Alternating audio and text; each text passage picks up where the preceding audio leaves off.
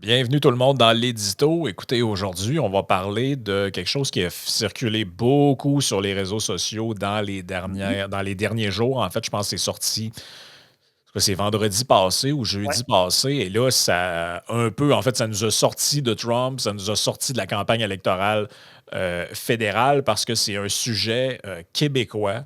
Euh, et c'est relié à un nouveau projet de loi dont on va parler aujourd'hui. Et il y a nos amis de Libre Média, évidemment, qui en ont parlé. Avec cet article, le gouvernement Legault veut-il interdire la contestation électorale? Et là, on voit le ministre Roberge à l'écran. Évidemment, Radio-Canada en a parlé aussi. mmh, Québec légifère pour préserver l'intégrité du processus électoral, nous dit-on, un texte de Jérôme Labbé.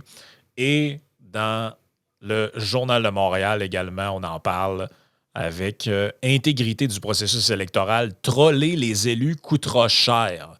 Moi, c'est plutôt cette formulation-là ouais. qui m'a inquiété davantage, là. Et là, on dit diffuser de fausses informations dans le cadre d'une campagne électorale sera désormais passible d'une amende allant de 1 000 à 10 000 $ pour une première infraction. C'est quand même assez saucé. Là, on nous Ouais. dit le ministre Jean-François Roberge a déposé jeudi un projet de loi visant à préserver l'intégrité du processus électoral. Il s'agit dans les faits d'une révision à laquelle les gouvernements se livrent à chaque mandat en se basant sur les recommandations d'Élections Québec. Et là, on dit on s'attaque aux personnes qui diffusent de l'information en lien avec les élections provinciales en sachant qu'elle est fausse ou qui permettent qu'elle soit diffusée. Et là, on dit les gestes suivants deviendront passibles d'amende. Usurper l'identité d'un député, d'un candidat à la direction ou d'un chef de parti. Utiliser en toute connaissance de cause une fausse représentation de l'image ou de la voix d'une de ces personnes. Ça, déjà là, c'est une fausse image. Là. C'est parce que là, c'est quoi? Là? Ils vont t'envoyer 10 000 $ d'amende parce que tu as fait une image d'eux autres avec Grok. Là. Ouais. Ben, là, plus loin, ils disent que la C'est. satire est encore permis. On va rentrer dans le projet de loi, là, Ouais, mais c'est ça. ouais. Diffuser intentionnellement de la fausse information sur la citoyenneté, le lieu de naissance, les études, les qualifications professionnelles ou l'appartenance à un groupe d'un élu ou d'un candidat. Fait que, Ça, c'est un peu drôle parce que l'histoire, sa citoyenneté, ben, ça me fait penser à dans le temps d'Obama, on les appelait les birthers, là, ceux qui disaient qu'Obama n'est pas né aux ouais, États-Unis. Fait que ça, c'est ça. Mais moi, les qualifications professionnelles, je me dis, ouais, je sais pas si on ouais. devrait le nommer, là, mais tu en as eu au moins un élu à un moment donné qui avait menti sur son CV, il l'avait bonifié, tu sais. Je me dis, il pourrait-tu être mis à l'amende, lui, là?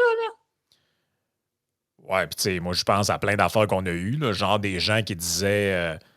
T'as eu ça maintenant, là, tu sais, mettons des gens de la mouvance un peu identitaire qui disaient ah, Amir Kadir, il y a des liens avec les frères musulmans, des affaires de même. C'est quoi, tu vas te Ouais. ramasser quasiment en prison pour avoir dit ça, là? Ben, c'est parce que, tu sais, C'est quoi cette affaire-là? autant que ce sont des propos stupides, tu te dis, ben, en quelque part, prohiber la stupidité, est-ce même possible, tu sais? C'est comme c'est le fun, ça peut Ben, être contre des moulins à vent, mais à un moment donné, bon, peut-être qu'on peut mettre ouais, nos énergies à la meilleure place, tu sais? affirmer faussement qu'un député ou un candidat a été déclaré coupable d'une infraction à une loi ou à un règlement. Ben, ça, c'est parce que, je veux dire, il y a déjà des dispositions dans notre droit qui existent contre la diffamation. Tu dis, bon, tu rajoutes une amende par-dessus ça. C'est un peu la même chose avec le premier point aussi, si on revient 30 secondes, là, en haut, là, Ouais. le premier point, usurper l'identité d'un député, d'un candidat, tu sais, déjà, ça, c'est pas légal de faire ça, de l'usurpation d'identité. Tu sais, là, tu calisses une amende par-dessus, tu dis, Ouais, OK, mais sauf que mettons, le gars qui a le compte X, Jack Metzing Ego, là. Lui, il est en train d'usurper l'identité de Jack Metzing? On nous dit qu'on prend en compte la parodie et la satire, mais. ouais, ils disent même dans le projet de loi, tu peux continuer d'avoir recours à la voix ou à l'image, ou tu sais, d'imiter la voix ou Ouais. l'image, mais ça prête flanc à de l'interprétation puis à de l'arbitraire, je crains, là. Là, c'est Et ça. là, on dit. Non, moi, c'est ça ici, là. J'avais un dernier point juste avant, c'était Ouais. tenter d'influencer le résultat d'une élection en diffusant des informations erronées sur le déroulement du scrutin. Ben ça, moi, puis ça, c'est quasiment le point que je trouve qui fait le plus de sens. En 2022, tu avais des gens, puis tu sais, on pense toujours, tu sais, on se dit toujours, ah, ceux qui sont ciblés là-dedans, ça doit être les Trumpistes, ça doit être les Russes, les Iraniens, puis les pros du M. Moi, je me rappelle pendant la campagne de 2022, je pense que j'en avais envoyé dans la conversation de groupe une capture d'écran. Tu avais du monde qui disait Ah, cette fois-ci, il ne faut pas que vous signiez avec le crayon. Tu sais, quand tu rentres dans Ouais, il faut que l'isoloir vous pour. preniez des crayons à l'encre et non le crayon de plomb, parce que sinon, ils Ouais, vont passer votre vote. Là. ouais, ben c'est ça. Puis, tu sais, c'était du monde qui se faisait passer pour des gens pro-du-M qui disaient ça, puis qui disaient, ah, ben, tu sais, c'est les conspis pro-du-M, on va fourrer leur vote, là. Ben, Non, ça, à ça, quelque c'est part, je c'est de trouve la ça. fraude. Ouais, ça, à quelque part, je trouve ça correct que ça se soit ciblé, tu sais. On dit le ministre responsable des institutions démocratiques explique que les personnes physiques ou morales visées seront celles qui diffuseraient des informations qu'elles savent fausses dans le but de perturber le déroulement d'une élection ou d'influencer le vote, mais avec l'intention de nuire et en sachant que c'est faux. Ben, Faudrait faire que la il y preuve que a- les gens sachent que c'est faux. ouais, puis il y a beaucoup de militants politiques, je suis désolé de vous le dire, qui vont, ben, en Oh, fait, ils vont être mis à l'amende. Là. ben, Tous tous ceux ceux qui. qu'on voit passer des affaires, ils disent Éric Duhem, il va empêcher les femmes de se faire avorter, ce genre d'affaires-là, tu as 10 000 d'amende. Là. Ouais, ben là, il pourrait toujours y aller avec les histoires de ben moi, je pense pas que c'est faux parce que. Tu sais, il y en a du monde qui pense qu'Éric Duhem, c'est un agent du Mossad ou je sais pas quoi. Tu sais, on a des détracteurs sur la page Facebook de Yann Frank, notamment, qui écrivent Ben, encore ça. Là. ben c'est ça, mais ben oui, puis j'ai vu sur un site même, à un moment donné, je pense dans un journal Le Mouton Noir, t'avais un gars qui écrivait là-dedans, puis il disait Éric Duhem, c'est un agent de la CIA. Là. Oui. Il écrivait ça là-dedans. Ben là, ça, je m'excuse, ça rentre dans diffuser intentionnellement de la fausse information sur la citoyenneté, le lieu de naissance ou l'appartenance à un groupe d'un élu ou d'un candidat. Mhm. Ça rentre là-dedans. Là. C'est Mhm. drôle, moi, mon petit doigt me dit que ça ne s'appliquera pas quand ça va être ces personnes-là. Ben, c'est surtout pour ça que je voulais parler de ça aujourd'hui, parce que je me dis, le projet de loi sur le fond, comme d'autres, je pense qu'il part d'une bonne intention, puis on sait ce que c'est, on connaît tous la maxime, l'enfer est pavé de bonnes intentions, mais si on met ça de côté, tu te dis, un peu comme quand j'avais parlé l'autre fois du projet de loi là, sur l'urgence, quand il y avait l'histoire d'urgence climatique, là. Tu sais, on Ouais, avait ouais, parlé il y a ouais. plusieurs mois là, de ça, tu disais, ben, en quelque part, c'était pas une loi qui m'apparaissait particulièrement utile parce qu'il y avait ben déjà des affaires qui existaient qui étaient dans ce projet de loi-là, qui existaient ailleurs dans notre droit. Fait que tu dis, bon, là, on en rajoute une couche. Tu dis, OK, ben ça, au départ, je me dis, c'est peut-être pas la chose la plus utile. Surtout qu'on se rappellera, j'ai déjà dit que le législateur, en principe, ne parle pas pour rien dire. Fait que normalement, quand il y a une loi qui sort, ben, c'est censé avoir une valeur, c'est censé avoir une valeur probante, c'est censé être porteur. Tu dis, bon, mettons qu'on met cette technicalité-là de côté. Tu dis, ben, pourquoi en rajouter une couche de plus? Moi, je trouve qu'en faisant ça, puis je ne peux pas garantir que c'est ça qui va arriver, mais néanmoins, je pense qu'on prête le flanc à ce qu'il y ait plus d'arbitraire dans l'application. Plus tu rajoutes de lois, plus de règlements, à un moment donné, ça devient de plus en plus compliqué. Puis c'est là que ça peut Ben, prêter le flanc à des décisions ou à des interprétations arbitraires. ben, ça donne l'impression aussi qu'ils font des lois plus pour bien paraître puis être dans l'air du temps qu'autre Ben, chose. C'est comme la loi sur la sécurité des élus. Tu te rappelles, on avait fait un podcast mhm. là-dessus. Non seulement tu nous avais expliqué que le droit prévoit déjà tout ça, là, la Oui, diffamation, les voies de fait, le harcèlement et autres, ben mais oui. en plus de ça, tu te rappelles, on avait découvert que la Sûreté du Québec avait déjà une Oui, procédure pour effectivement. ça, Ben oui. précise sur la protection des élus. Puis bref, c'est un document qu'on avait même présenté dans le podcast. Les gens pourront retrouver ça. Ça fait quand même plus d'un an de ça. Là. Oui. Et là, puis là, ben, c'est un peu la même chose. Et là, on rajoute la ligne pourrait toutefois s'avérer très mince pour les trolls, ces individus qui publient sans relâche des messages volontairement provoquants sur Internet dans le but de soulever des polémiques et de rompre l'équilibre d'une communauté donnée, comme le définit l'Office québécois de la langue française. C'est drôle, moi j'ai un compte Twitter en tête, on ne le nommera pas, là, mais il y a un compte Twitter de quelqu'un qui est très, très, très, très, très, très, très, très militant pour un parti politique en particulier. Ouais. Il est très acerbe, puis tu sais, c'est manifestement du trolling. Tu te dis, ouais, lui, il faudrait peut-être qu'il swatch, là. Reste à savoir maintenant comment, et ça c'est saucé le bout-là, là, pourra retrouver les utilisateurs cachés derrière de faux comptes ou établis à l'étranger. Ça, Ben, là, on à quelque- va-tu commencer à poursuivre du monde parce que, tu sais, le gars s'appelle Dark Vador 666 sur X ou Facebook, puis il écrit que, je sais pas, moi, PSPP est franc-maçon. Là, ils vont mettre des ressources là-dessus là, pour envoyer une amende de 1000$ ou 10 000$ à ce gars. C'est pas sérieux, ça. ben, il y a ça, puis en plus aussi, tu te dis, bon, ben, c'est ça, si quelqu'un utilise un VPN, déjà, ça se peut qu'il soit. Parce qu'on sait que le gouvernement, là, puis la technologie, on l'a vu récemment avec sa clique, là, c'est Ouais, pas ouais, vargeux au ils sont Québec. très forts là-dedans. Là, hein. C'est ça qu'on. C'est ça. Fait Fait que que- là, je sais pas s'ils sont au fait qu'il y a une chose qui s'appelle VPN qui existe dans un. Puis de deux, tu te dis, ben oui, en quelque part, la loi s'applique pour tous, que tu sois un Québécois ou pas. Tu te dis, tu sais, je veux dire, pas quelqu'un qui vient en voyage ici ne peut pas s'amuser à tuer du monde pour le fun puis repartir. Tu sais.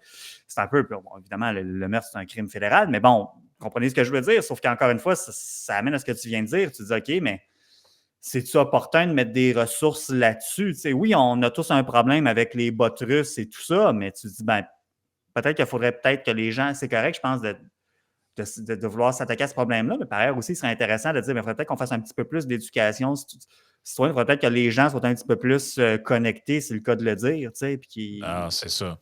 Je passe rapidement là-dessus, là, Ouais. avant qu'on rentre dans le document. On dit autre mesure du projet de loi, retrait de l'interdiction de diffuser des publicités durant les 7 premiers jours d'une campagne électorale à date fixe. Donc ça ne sera plus interdit, mais on interdiction de diffuser des publicités numériques le jour des élections.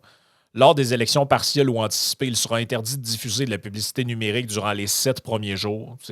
On est beaucoup dans l'arbitraire, je pense, là. Les Ouais, ben, c'est dépenses. l'histoire, justement. C'est parce que l'argument, c'est-à-dire que le gouvernement, il sait quand c'est une partielle, il sait quand est-ce que l'élection va être déclenchée, parce que c'est sa prérogative. Fait que c'est pour mettre toutes les partis sur un même pied d'égalité, pour pas que le parti au pouvoir puisse juste préparer ses pubs d'avance, puis tout. Alors que tu vois, les publicités durant les 7 premiers jours d'une campagne électorale à date fixe, actuellement, c'est prohibé, mais si le projet de loi est adopté, ben là, ça serait permis, puisque ben, tout le monde le sait, c'est quand la date de l'élection, fait que tout le monde peut se préparer d'avance, finalement. Ouais. C'est un peu ça, l'idée. Puis sur le Ouais, ouais. terrain, pour les militants, c'est vrai que des fois, il y a des gens qui passaient outre, pas de mauvaise foi, juste parce que, bon, ils l'échappent, puis là, ça faisait toutes sortes de problèmes. Là. Les partis politiques devront présenter un minimum de 2 candidats. Ouais, prenez un parti politique reconnu, ouais. OK. Bon, ça, c'est tel que tel. Si Ouais. on va maintenant dans le document, je vais le mettre à l'écran, donc dans le fond, dans le PL 98, Ouais. qui est son numéro. Donc là, vous le voyez ici. Je vais mettre ça comme ça pour que ce soit plus facile. Donc, on dit ça s'appelle la loi modifiant la loi électorale, principalement afin de préserver l'intégrité du processus électoral, présenté par Eddie Van Roberge, ministre responsable des institutions démocratiques. Un Ah, titre un peu pompeux quand même, parce que maintenant, tu dis un peu comme tu disais oui, tantôt, oui. tu sais, c'est de bon ton, mais est-ce que ça va réellement contribuer à préserver davantage le processus démocratique qu'il ne l'est déjà actuellement? Plus ou moins, honnêtement. Là.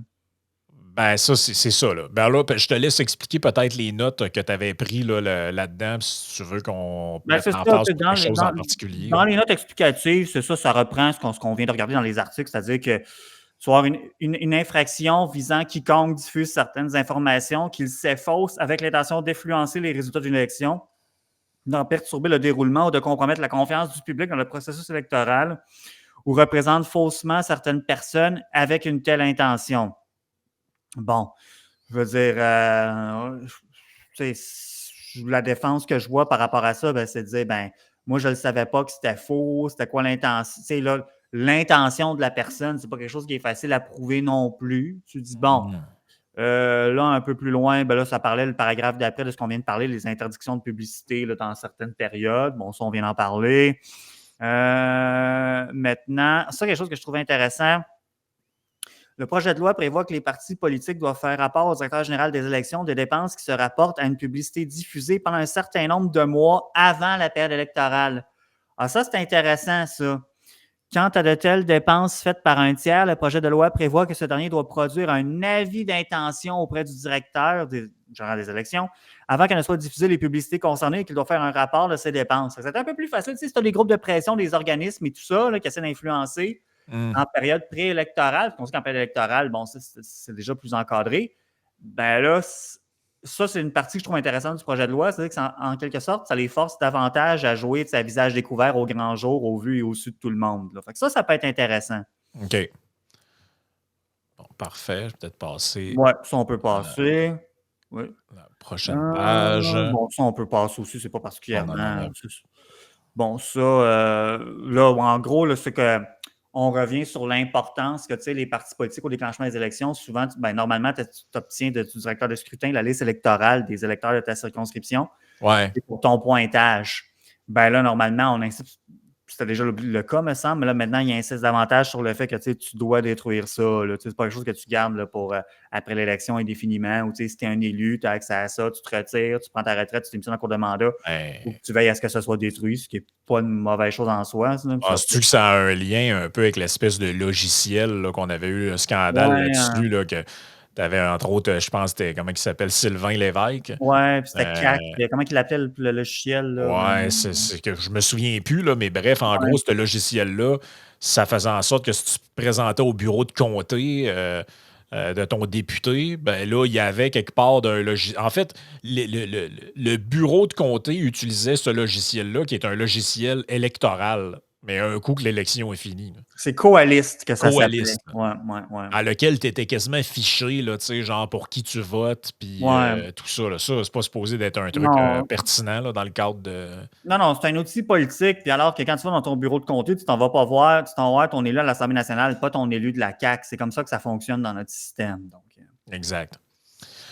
Donc c'est la même chose, Bon, on peut on en a s'occuper. parlé tantôt. Le directeur général des élections doit retirer son Ouais, autorisation à un parti qui ne se présente pas au moins 2 candidats, on le dit. ouais. Donc, vous voyez que ça a été relativement bien présenté là, dans Bon, l'article du Journal de Montréal. ça, là, on parle des dépenses préélectorales. Fait que ça va être intéressant. Je crois que j'avais annoté un peu plus loin quelque chose si on continue. Ah oui, ça, c'est intéressant. Je ne sais pas, j'arrive pas à voir ce qui est en haut. Je ne sais pas si j'arrive à. Chez moi, j'ai ma version papier ici. J'étais un peu old school là-dessus. Je trouve que pour prendre des notes, puis tout, ça va juste plus vite sur le papier que de gosser Ben oui.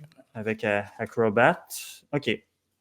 Est une dépense électorale le coût de toute publicité diffusée pendant la période préélectorale, ainsi que le coût relatif à la réalisation de sondages, ça c'est intéressant, à la catégorisation et au ciblage des électeurs, ça c'est le pointage, Mhm. ayant pour objet de favoriser ou de défavoriser directement ou indirectement l'élection d'un candidat ou celle des candidats d'un parti, de diffuser ou de combattre le programme ou la politique d'un candidat ou de parti, d'approuver ou de désapprouver des mesures préconisées ou combattues par un candidat ou un parti, d'approuver ou de désapprouver des actes accomplis ou proposés par un parti, un candidat ou leurs partisans, n'est toutefois pas une dépense préélectorale au sens du présent article. La dépense visée à ces paragraphes-là, puis là, ça fait référence à un autre article de la loi électorale.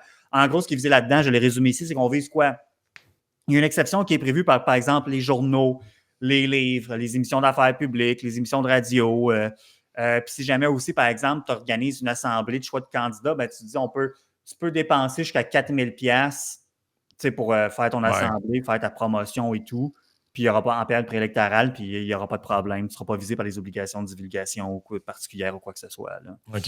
Fait que ça, c'est ça. Mais c'est là-dedans que je trouve intéressant. Ça permet, on arrive à la section d'après, parce qu'il y a des dépenses des tiers. Puis là, tu vois comment on définit les tiers. Est un tiers toute personne physique, toute personne morale de droit privé, toute société ou toute association ou tout autre groupement sans personnalité juridique, d'un député, d'un candidat, d'une personne qui participe à une procédure visant à devenir la personne reconnue à titre de candidat d'un parti autorisé ou d'un candidat à la direction d'un parti politique. Fait que ça va être intéressant. C'est intéressant, mais ça a moins de portée qu'on pourrait penser, parce que je ne sais pas si tu as vu la même réflexion que moi.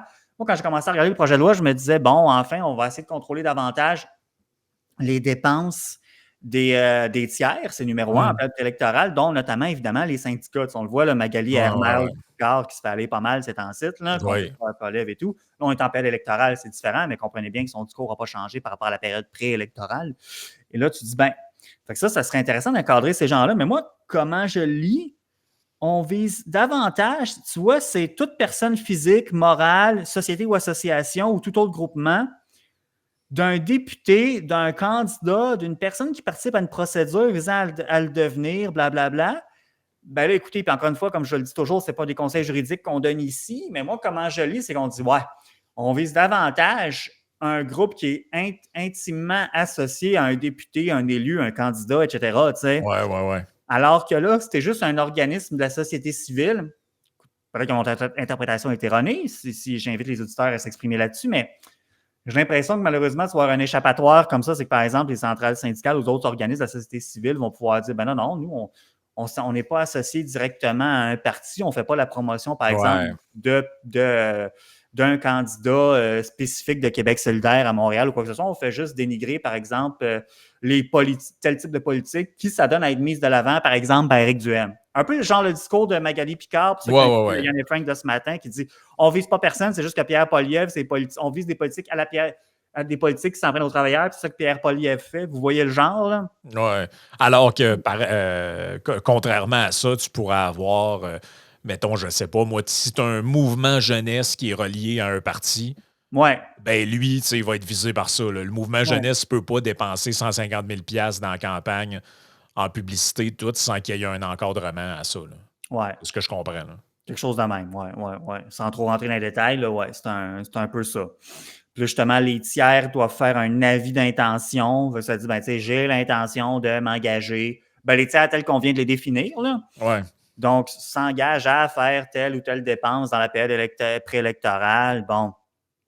Puis là, on explique un peu comment, parce que tu dois divulguer le montant, comment tu le calcules selon la valeur, si tu le fais en fonction de tes propres moyens ou de tes préposés, comment que tu dois le calculer, cette valeur-là, pour ton avis d'intention puis ta divulgation. Bon, ça, c'est des technicalités, mais moi, ce que je m'interroge, c'est qu'autant quelques instants, j'ai dit, ben, moi, j'ai l'impression qu'il y a certains organismes de la société civile plus militants, souvent qu'on trouve davantage à gauche, qui vont pouvoir s'en sortir comme ça en disant, ben non, on ne peut pas nous associer directement à un parti politique ou quoi que ce soit.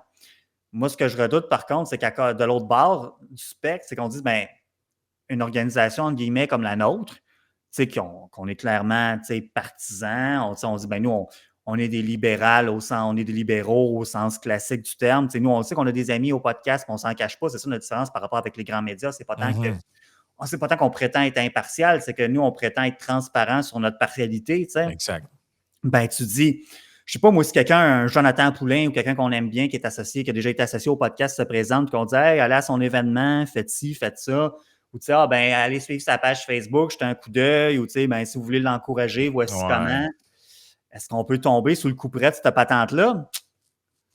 En tout cas, moi, je me pose la question. Il va falloir voir qu'est-ce qui va être adopté dans sa finalité. Mais... Ouais, c'est très. C'est sûr qu'ils ont. C'est un peu une pente glissante parce que, tu sais, comment un groupe est relié à un autre, là, tu sais, c'est selon les. C'est parce que là, si t'es brillant, tu mettras juste pas ça dans tes statuts, puis ça va être comme implicite, puis ça va être impossible d'en faire la démonstration. Mais, tu sais, on le sait, là, comment ça marche, là. Pensez au niveau municipal, tous les groupes dits d'initiative citoyenne, là.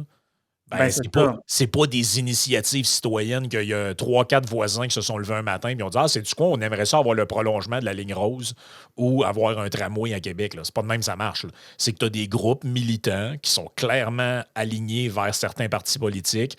Ces militants-là trouvent des gens, puis après ça, ils se tassent, puis ils disent « Regardez cette initiative citoyenne. » Oui, c'est ça. Puis tu sais, je tiens à le rappeler, on le mentionne ici, c'est quoi une publicité électorale? Une publicité préélectorale, pardon. Est une publicité préélectorale partisane, toute publicité diffusée pendant la période préélectorale pour favoriser ou défavoriser directement l'élection d'un candidat ou d'un parti. Nous, est-ce qu'on peut tomber là-dedans? Ben là, on va au paragraphe suivant, on a la même exception, parce qu'on est toujours dans la section sur les dépenses des tiers, puis nous, mettons qu'on sera un tiers. C'est un peu les mêmes règles ou les mêmes exceptions qui s'appliquent quand c'est des partis politiques. On vient dire, ben, tu sais, c'est pas une dépense préélectorale si on s'inscrit, par exemple, dans le cadre de journaux, de livres, d'émissions radiophoniques, d'émissions d'affaires publiques. Mais nous, est-ce qu'on va se considérer là-dedans? Est-ce qu'on pourrait être considéré comme une émission d'affaires publiques? Yann et Frank, par exemple, moi, je suis d'avis que oui.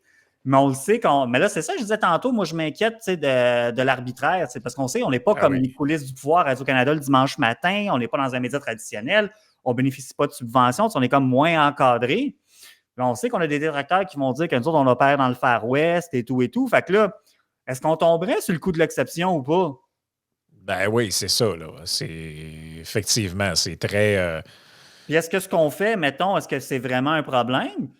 Puis même si c'est pas un problème, juste qu'il y ait des gens qui s'amusent à comme solliciter le DGEQ pour partir après nous autres ou d'autres groupes, je ne vais pas tomber dans un délai de persécution.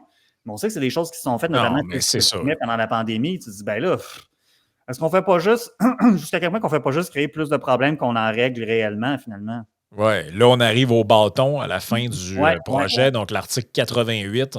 On dit cette loi modifie par l'insertion après l'article 556 du suivant, donc est passible d'une amende de 1 000 à 10 000 $ pour une première infraction, de 10 000 à 30 000 pour toute récidive, dans les 10 ans, dans le cas d'une personne physique, ou d'une amende de 5 000 à 30 000 pour une première infraction et 20 000 à 60 000 pour toute récidive dans les 10 ans, dans les autres cas, quiconque, avec l'intention d'influencer les résultats d'une élection, d'en perturber le déroulement ou de compromettre la confiance du public dans le processus électoral. Écoutez, moi, ça va loin, je trouve, un peu. Puis là, bon. ça va loin. Puis comme tu disais, on peut se poser la question pour nous-mêmes, mais mettons une organisation comme Rebel News, qui sont jamais vraiment considérés officiellement comme un média par le système, entre guillemets, là. Ils sont très critiques du processus électoral. Ce qui, par exemple, ils se mettraient à critiquer, par exemple, le mode de scrutin. Bon. Oui, c'est ça, c'est ça. Est-ce que tu tombes dans. Est-ce qu'on pourrait leur reprocher de franchir la ligne et de dire, ben là, tu viens compromettre la confiance du public dans le processus électoral puisque tu critiques, par exemple, le mode de scrutin britannique, tu sais.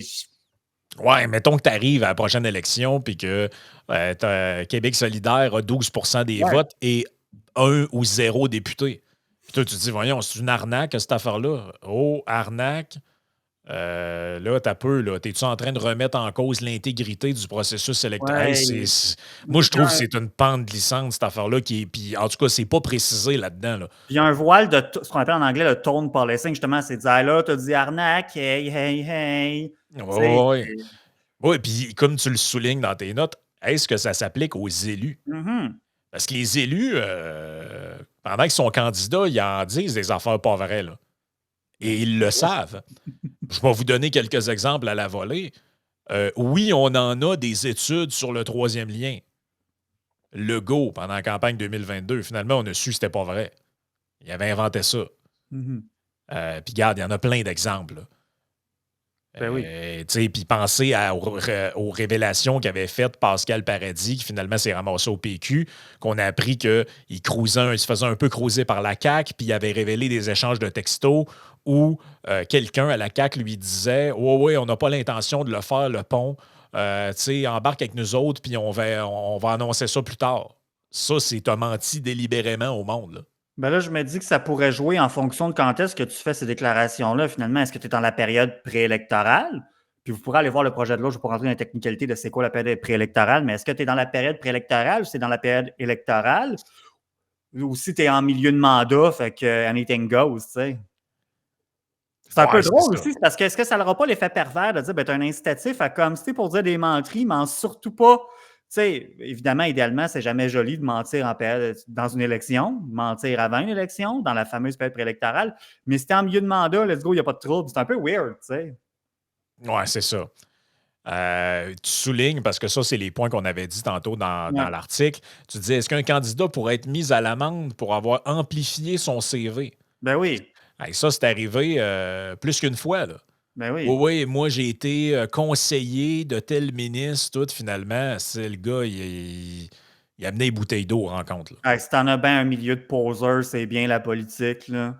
Moi, j'ai été impliqué au bureau du chef de l'opposition à Ottawa. Puis là, t'es comme, tu sais.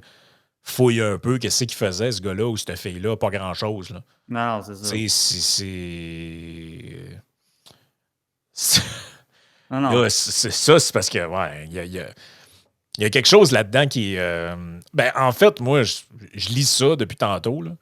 Puis là, on arrive. Peut-être juste reviens avant, parce que tu as quand même ce que je parlais de l'exception, parce qu'après ça, c'est fini en réalité. Ce que j'ai souligné en vert ne constitue pas une infraction au sens du présent article le fait de diffuser une information ou une représentation de l'image de la voix d'une personne aux fins de parodie ou de satire. Ben là j'ai écrit heureusement, parce que oui, heureusement, mais est-ce que ça règle tout, ça, là? Encore une fois, tu sais, nous, on a pilule rouge, mais on a aussi pilule bleue. Là, est-ce qu'on va dire, ben là, vous faites une confusion des gens, nanana, tu sais, je sais pas. Encore une fois, je ne sais pas si ça va régler plus de problèmes que ça n'en crée, cette affaire-là. En fait, tu as le goût de passer ça dans l'exercice du Geloso Tree, là. Un peu, oui. Finalement, qu'est-ce qu'on essaye de chercher? Tu sais, parce que le problème qu'on essaye de régler avec ça, c'est quoi exactement? Est-ce qu'il y a vraiment au Québec une masse critique de gens là, qui ne croient plus au système électoral, puis qui pensent que c'est corrompu, Ben, puis que tout est dans fraudé, le puis tout ça? texte de Radcan on a plus regardé celui du Journal de Montréal, mais il dit que c'est d'abord préventif. Ah, Il préventif, dit donc. comme OK. T'as peur d'avoir peur. Ouais, ben ils disent l'ingérence étrangère est un sujet d'actualité, genre a-t-il fait valoir, en référence aux scandales qui ont éclaté à Ottawa dans les dernières années, qui ont mené à la constitution d'une commission d'enquête publique sur le sujet et qui ont repris de plus belle depuis le début de la campagne électorale fédérale. Il s'agit d'abord et avant tout d'un geste préventif convient M. Roberge, dans la mesure où Élections Québec et François Legault ont déjà indiqué n'avoir aucune information laissant croire qu'il pourrait y avoir eu de l'ingérence étrangère lors de la campagne électorale de 2022. Bon. Cela dit, c'est sûr que si on pense qu'il va y avoir des menaces pour les scrutins futurs, je pense que c'est correct de faire quelque chose, mais rendu là, c'est un peu ça que je remets en doute, c'est ça va-tu vraiment changer de quoi? Puis encore là, est-ce que c'est plus positif que négatif? T'sais? Est-ce qu'il y a plus d'aspects positifs que d'inconvénients à cette affaire-là? Ben, ça, puis c'est parce qu'on dirait que eux, dans leur tête, les élections maintenant, c'est parce que le Québec, dans les dernières années, là, dernières décennies, a multiplié les lois sur Mhm. pendant les périodes d'élection.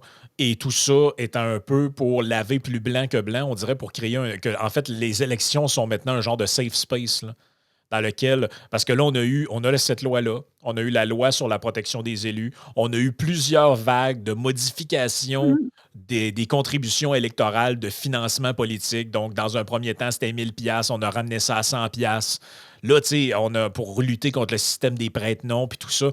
Je ne sais pas quel est l'objectif final visé, là, mais il me semble qu'on est vraiment allé loin si tu compares à d'autres juridictions dans le monde où quelqu'un peut se lever un matin et dire je donne 20 milliards à tel candidat, puis tu sais, il n'y en a pas de problème, puis c'était Ben comme oui, OK. ben oui, ben oui. Ici, c'est comme ah, là, 100 piastres maximum, tu vas avoir des amendes si tu dis un truc qui est faux. Tu sais, dans le fond, c'est quoi qu'on veut exactement? Là? Avoir une espèce. On cherche la perfection.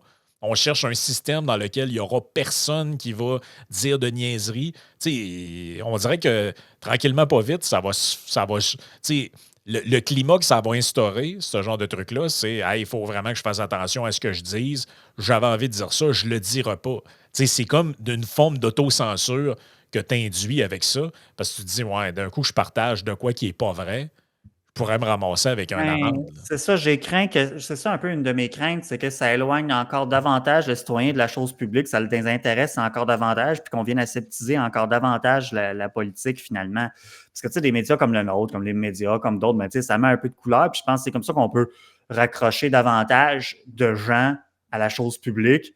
Que tu sais, c'est bien le fun, là, les coulisses du pouvoir, là, dimanche matin à RDI pour des geeks comme nous autres, mais je suis tout à fait conscient que c'est pas ça qui intéresse monsieur, madame, tout le monde au sens plus large, tu sais. Fait que, tu sais, cette affaire-là. Puis je pense pas que c'est ça l'objectif de Jean-François Roberge puis du projet avec son projet de loi, by the way, mais je me dis, il faudrait quand même pas que cette patente-là, ça serve encore juste à protéger davantage les gatekeepers, les médias traditionnels, puis que ça empêche des gens, tu sais, d'émerger avec des opinions politiques un peu Hmm. différentes, voire même dérangeantes parfois, finalement. Ouais. C'est très probablement. En tout cas, c'est un risque qui est encouru, ça, c'est certain. C'est sûr. Écoutez, joignez-vous à nous. On va continuer pendant un petit bout sur Ouais. Patreon pour une discussion. On va parler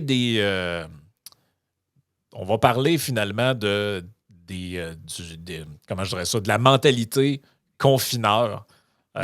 et de son lien un peu inattendu avec ce qui se passe aux États-Unis. Donc, joignez-vous à nous sur le Patreon et on en discute dans Oui. quelques instants.